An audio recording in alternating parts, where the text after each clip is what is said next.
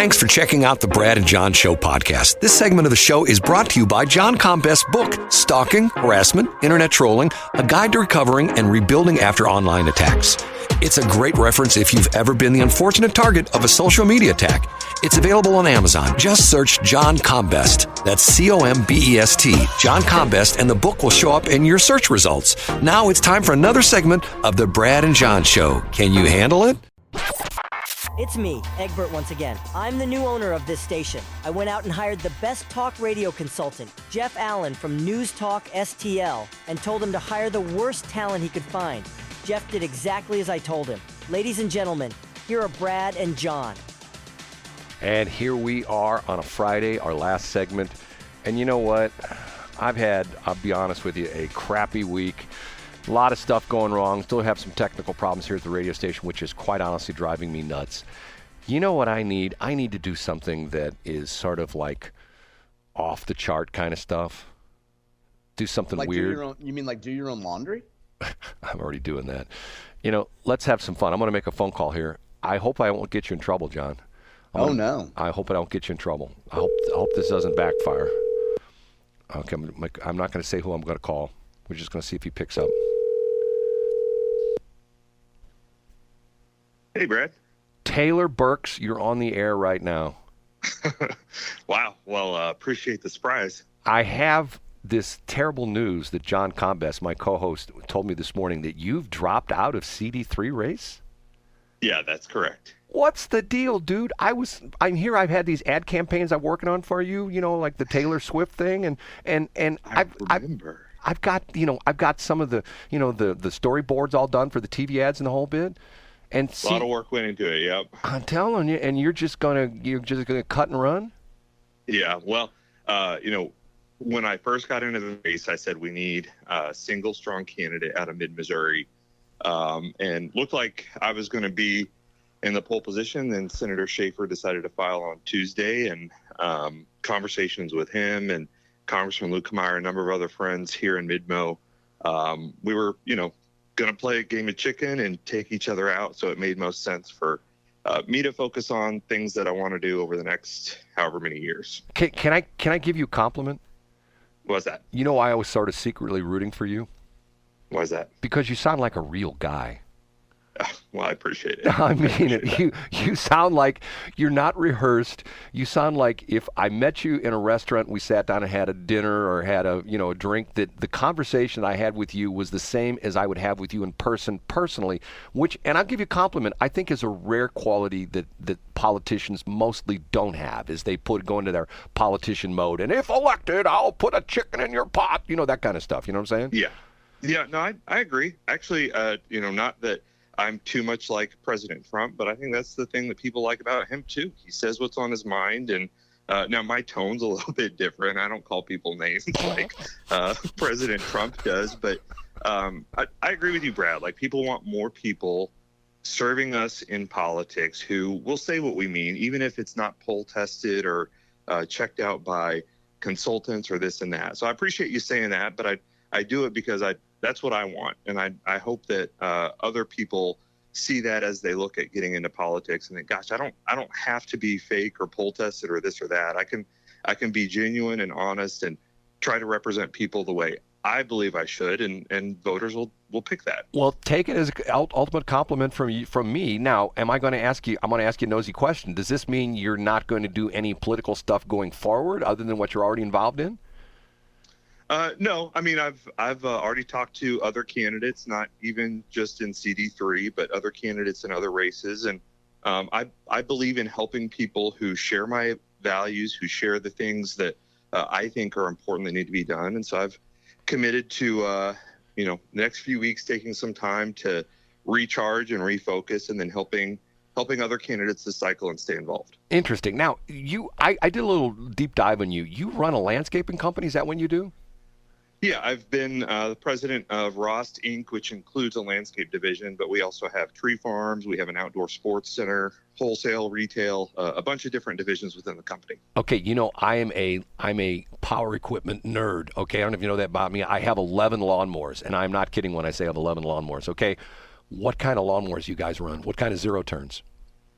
So we actually don't do lawn care. Oh, you don't do lawn care. We outsource lawn care. We do install, design, build. But about 10 years ago, we stopped focusing on the lawn care and outsourced to other friends who've worked for us and started their own lawn care companies. Interesting. Well, Taylor, you know what? I appreciate you're a good sport.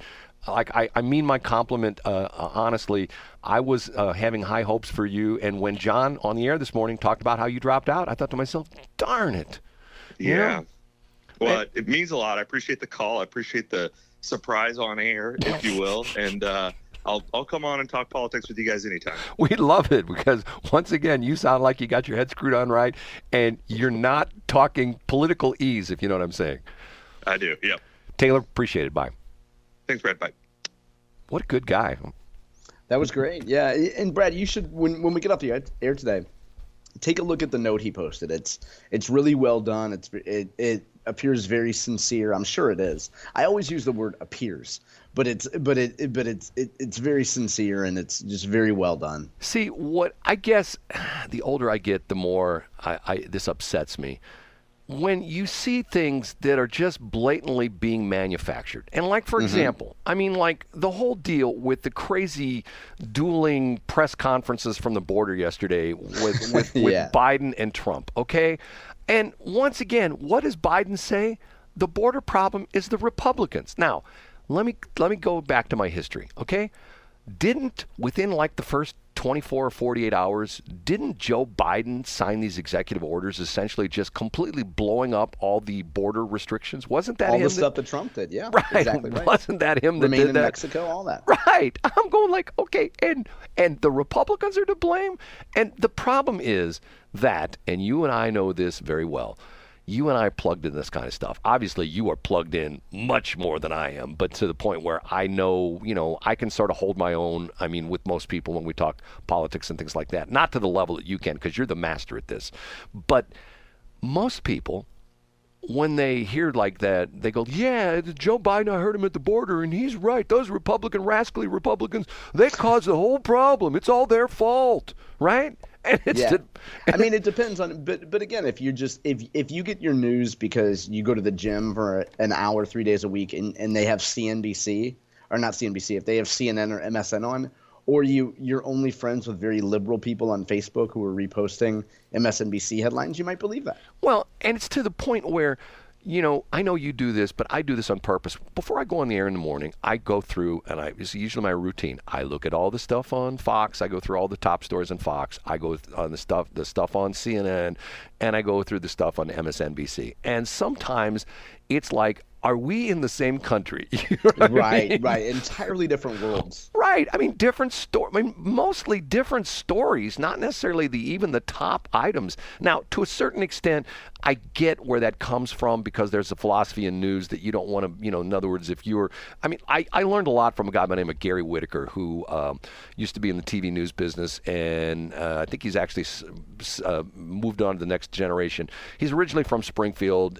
He graduated, I think it was a Mizzou J School grad, and went around the country, worked for CNN, and was news director. Ultimately became the news director here at St. Louis at Channel 4. A crazy story how that ended.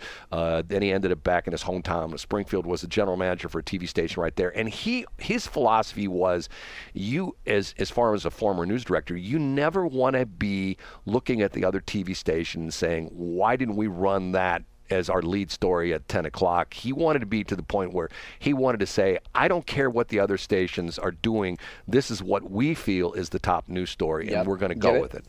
In other words, not follow the lead or anything like that. Sure. And to the point where I can sort of see the philosophy of CNN and MSNBC that you don't want to essentially go to, if the number one news story is Joe Biden talking about climate, if you went to CNN, the top story would be Joe Biden talking about the border. But essentially it's the same story but a different angle. So well, and as you and I talked about earlier in the week, unless you listen to KCUR in Kansas City, you wouldn't know that the most pressing issue is black roller skating, Brad.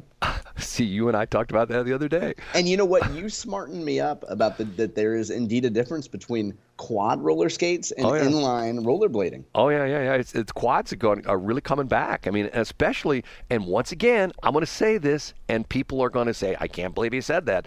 The blacks have always been into quads. Yeah, that's amazing. Well, maybe they're just a little bit more traditional in that regard, Brad. But part of it has to do with the fact that it's a little bit more.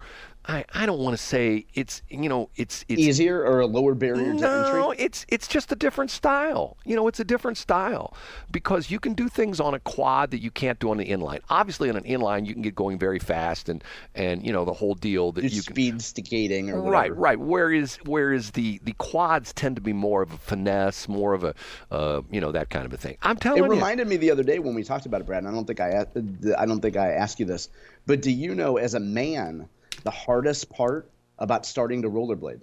No, what is that? Telling your parents you're gay.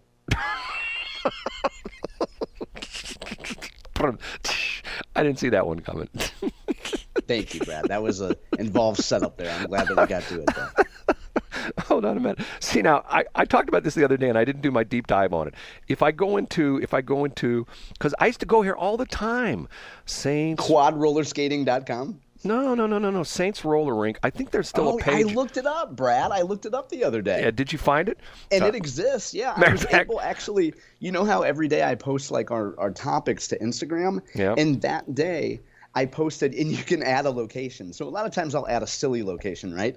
So the other day I said that our location that day was Saints Roller Rink in Olivet, and it existed. Saints Roller Rink, 1168 North Warson Road in Creve Coeur. And I was trying to figure out exactly where that intersection is. Like, what else is there? It's back like it's like an industrial area like that. Matter of fact, there's a Facebook page up that's fans of Saints Roller Rink in St. Louis. I saw that too. It has 5,100 pages dedicated to those who used to roll at Saints Roller Rink in Olivet. Now, this says Olivet, and the other one says Creve Coeur, who want to see it open back again. But I think they tore it down. I don't think it's there anymore. I think it's gone. And I'm telling you, I probably, and you're going to laugh when I tell you this, I probably have skated there 30 or 40 times.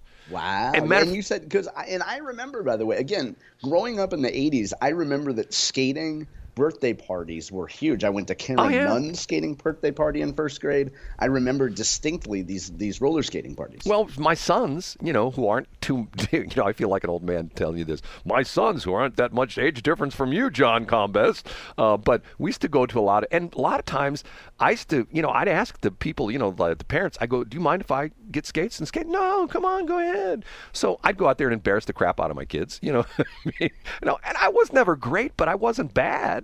If you do a passable job and you're not crashing into the walls, right? Which if I tried to do it today, I would. The great thing about when I skate is I can go very fast and I love skating, and then I just crash into a wall. That's how I stop. Here it is. Thanks to all of the new followers of our page, many fans have asked how they can donate to help bring back a Saints-like roller rink in St. Louis. We're in the midst of putting together a way to fans, family, friends, and skaters to donate to the project. As some of you know, banks are really hesitant to fund an entertainment project in this economy without a huge sum of money down, as well as 6-month operating expense sitting in a business account. A way to prove to the banks that the community wants a rink, blah, blah, blah, blah. Okay, there's no way in hell. The banks are going to go, we're not putting any money behind a roller rink. That's stupid. Yeah. Matter of fact, now if they said, I was going to say something, I get myself in trouble for that. If they said that they were doing a radio station and a skating rink, then they would get 2 no's.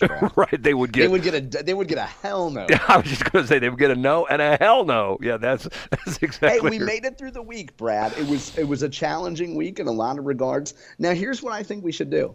I still think we should put at least part of yesterday's audio up. You may dispute me on that, but I think it was a really good show. It sucked. And it was. Okay, and it was. Hey, it was. Hey, listen. It was you're the not, man with the direct tie into Egbert who can make that decision. It was not you. It was me. I just had a meltdown. I had a bad week. Like we all go through it, and that's the problem with the millennials that say, "Oh, good vibes only." Sometimes life sucks, and sometimes we have bad moments. Let me put it to you this way: if I were a teacher, the day I had on Tuesday would have been considered a stressful day, as opposed to having to teach out of a book. Like, we can't have that anymore, right? No way. Not something made of wood pulp. Right. We can't. Do you mean I actually have to talk to the kids? Oh, I hope not. Right. Okay. We're way over time. And you know what? Here we go again. I'm looking at the satellite monitors, and they show that everything's up. So hopefully when I do all my little magic here, we will have the Armstrong and Getty show in just a few minutes. But if not, it'll be more of John and Brad. That's right. And we'll see everybody on Monday. Thanks for checking out the Brad and John Show podcast. This segment of the show is brought to you by John Combest's book, Stalking, Harassment, Internet Trolling, A Guide to Recovering and Rebuilding After Online Attacks. It's a great reference if you've ever been the unfortunate target of a social media attack. It's available on Amazon. Just search John Combest. That's Combest, John Combest, and the book will show up in your search results. Now it's time for another segment of the Brad and John Show. Can you handle it?